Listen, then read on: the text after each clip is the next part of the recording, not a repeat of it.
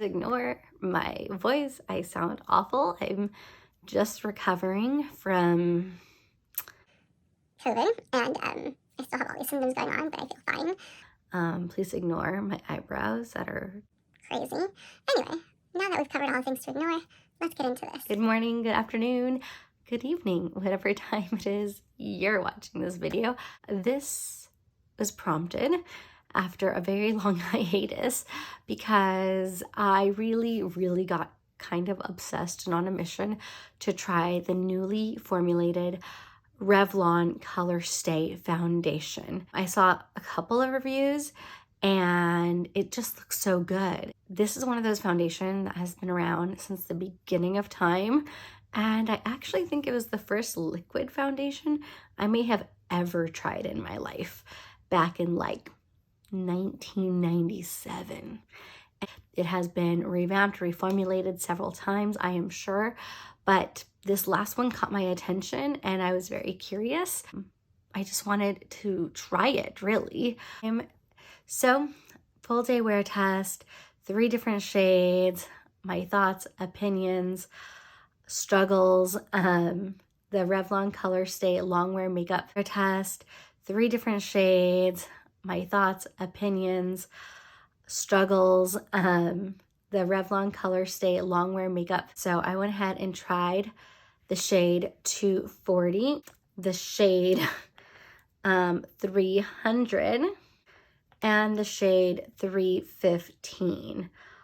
Obviously, I ordered one and then another and then another. I was pretty determined to try to find my shade. If you are medium toned skin with olive underneath, a lot of olive and yellow, this may be helpful. Maybe not. At least it'll point you to what not to buy. So 3 shades, swatch, tried, opinion, thoughts, and then a full day wear test. So if you want to see how it went, watch till the end. Thank you so much, and remember to ring the bell and subscribe. Starting out with shade 240, medium beige, I believe. We're going to swatch that first and see how that's looking. All right, so this is 240. Now moving on to shade 300, golden beige. Let's check this one out. Okay, I think that one's a little bit better of a match. Probably, yeah, better than the first for sure. Okay, that was shade 300. Now let's move to 315, butterscotch. I think this one might be too dark. Okay, so this is what it looks like. It actually doesn't look terribly dark, maybe just a tinge too dark. Okay, so my problem is they all look really pink. Let me see if they oxidize and what they look like afterward. Okay, let's take a look. Oh man, these are pink, really pink, especially 240 and 300.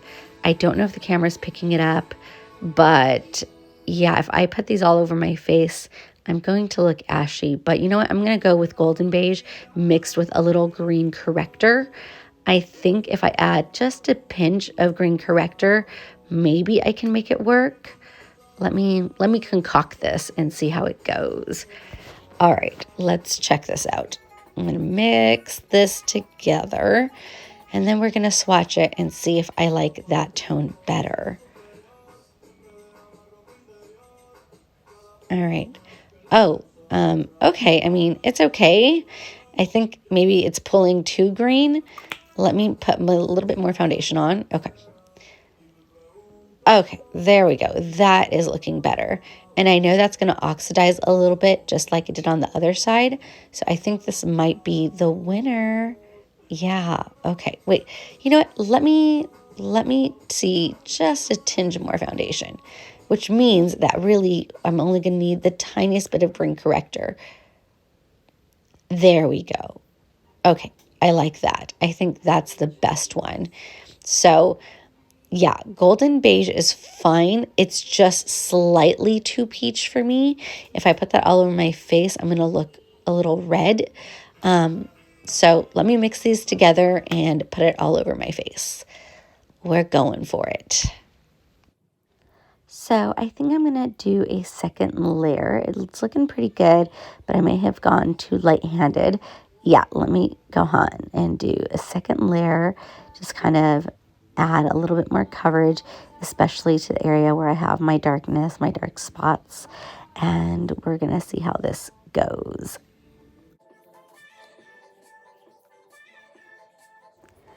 All I wanted was it to blend into my neck nicely, and I think it did that, so yay.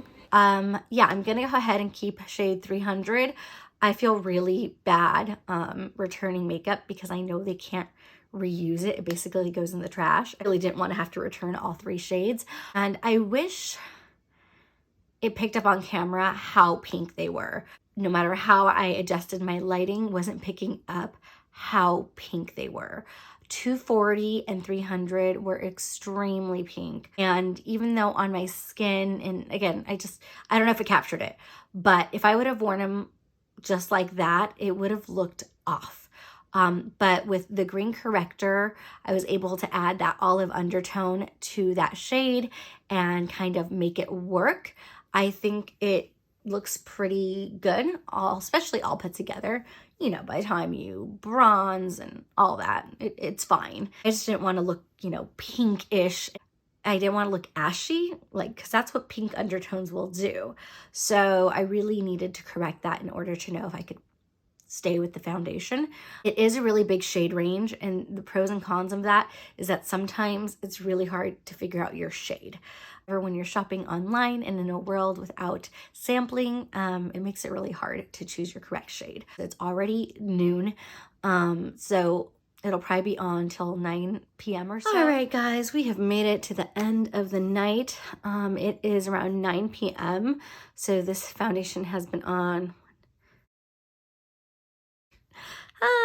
it's been on about 9 hours, and I think it looks really good. This is a tried and true foundation for many people. That's why it's made it for over 20 years and people still buy it, clearly, even through reformulations. So I'm not shocked that it's this good. I guess I had just forgotten how good it was. Yeah, this foundation is no joke.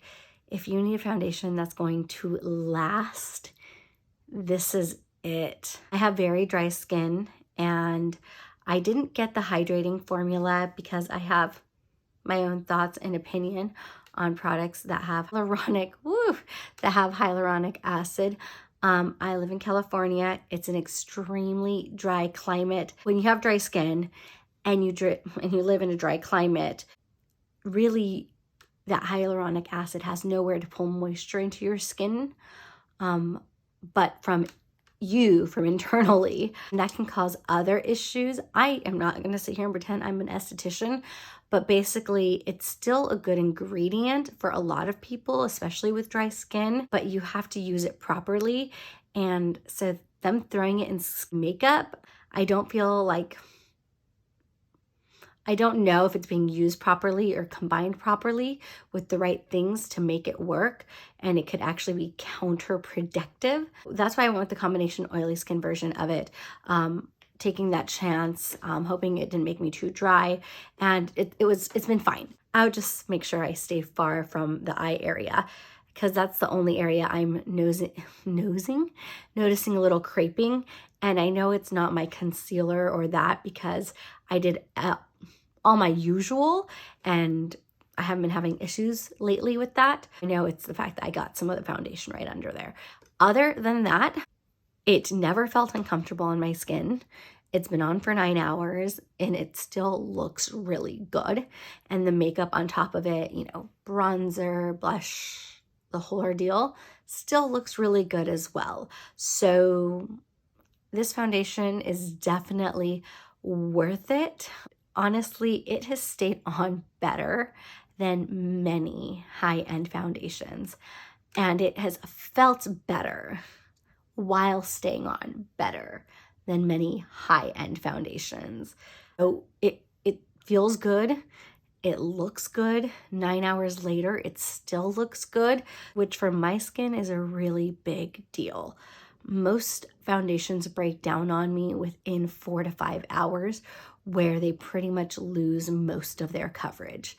So this is really good. I highly, highly recommend this foundation, aside from the trouble finding my shade, which you guys, I don't need to recap all that. You saw it, you know my struggle, you know my opinions on that. But aside from that, the actual foundation itself, the formulation, and the wear time are excellent. Thanks so much for watching and have a great evening. Stay well. Bye.